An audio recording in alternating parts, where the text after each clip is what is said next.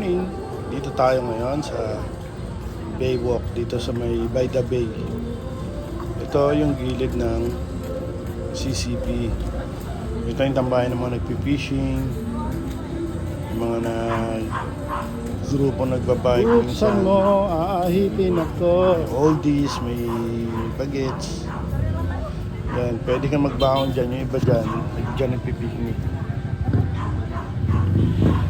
Ang tambahay ng mga bikers din to eh. Ayan, Tambay mga fat bike. Dito by the bay, yung pat bike. Tambahay ng mga tawag naka-fat yan, bike mga dito eh. grupo yan. Kanya-kanyang grupo rito. Every Sunday nag-gathering Ito naman yung mga fish, kain, tapos mga nagpipishing. Masaya rito pag linggo. Nagbabawal na inom kasi lantaran. Ito naman mga nagpipishing naman. Nanjing, ngayon siguro nilalagay na lang nila sa ano. Pulutan na mamaya. Katulad ng grupo na yun, malamang may jug na may gin yan. Ang oras ngayon dito, itong kinukuha na 7:30 na yun. Kaya medyo tirik na yung araw. Yan, pasyal. Dalhin mo yung aso mo, yung mga bata. Dito kahit medyo alam mo ng polluted yung dagat, may hampas pa rin ng percentage na plus na air kesa doon ka sa Candy. Kasi wala mga umaharang, wala mga building, kaya may hampas pa rin ang pressure kahit pa paano.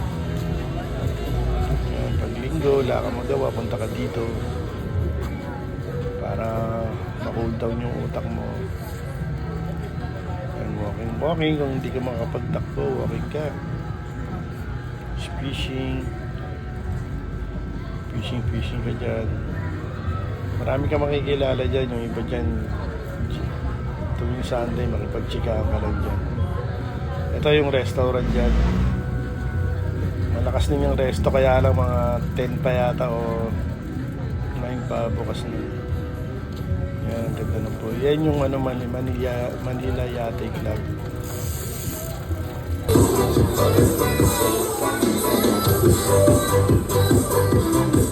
Ito ginawa na lang pala ito kasi mas puntahan ng tao, mas instructor na ito, mga middle age, mga instructor talaga. Tapos natuturo sila ng sideline sila sa linggo. Ito si ate, o bayo, parang may tanong sa mataling tanong sa bayo. Ayan. Siya yung napili kong sarimanot eh. Bibigyan ko na yan. Certificate. Halagang 1.5. Libre breakfast ka sa akin ate. Next time.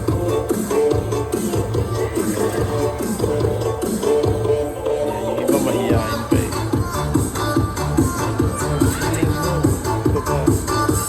Ito ang nagpalaki sa sex bomb, hindi siya pinalaki ng sex bomb.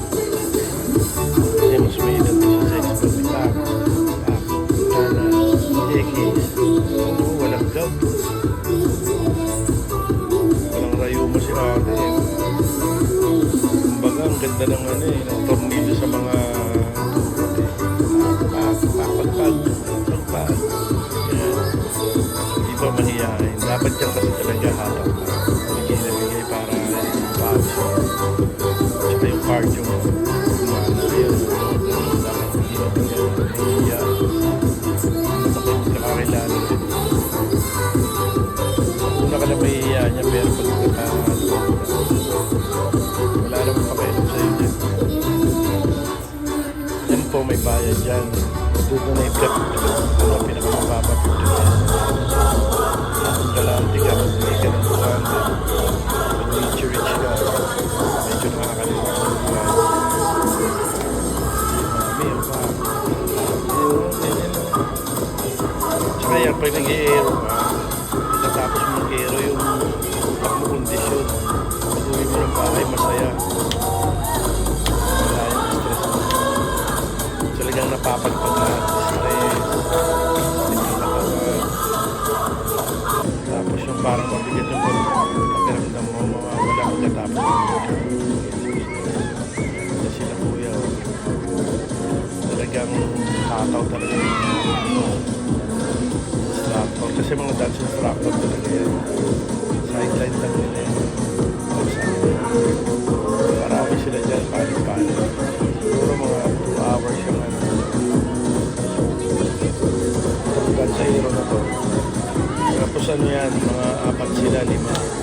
si Frank, malalaman sila. Energy para siyempre makagawa. Kasi nagbabayad yan eh, may donate naman yan. Tapos minsan,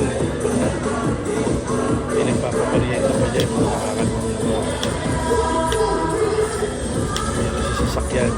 Ilang taga Maynila yan ha. Yung iba dyan, layo pa talaga sa ibang lugar. Outside Manila. Karamihan dyan.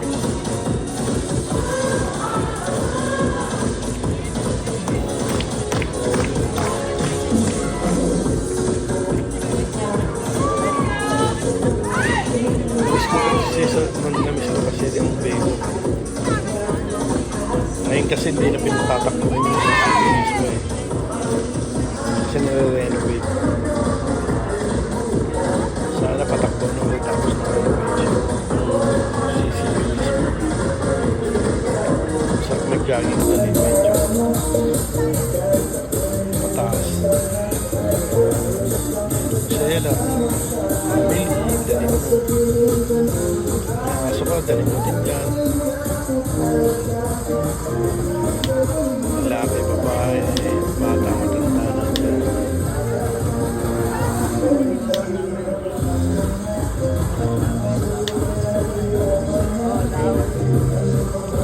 Masaya lang dyan. Tapos sa gilid niya may mga Starbucks. May mga ano, kung gusto mo breakfast, meron dyang Jollibee. May Jollibee dyan mismo dun sa kabila, sa kaliwa. Meron dyang Krispy Kreme. Basta marami dyan, by the bay dyan eh. Sa gabi may mga bar dyan. Mas masasarap din yung mga resto dyan. Minsan iba pa next time. Kung may Jerry's din yan.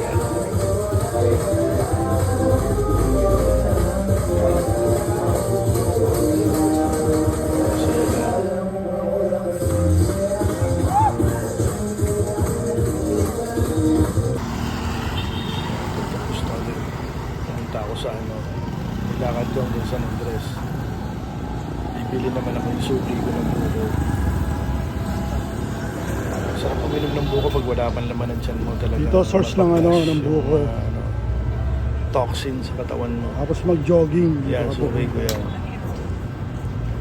Mura dyan, 40 lang. Dati nga 35 lang yan eh. Tumaas na. Buko.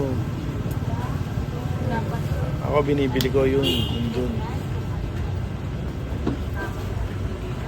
Yung malauhog lang kasi masyadong mabigat.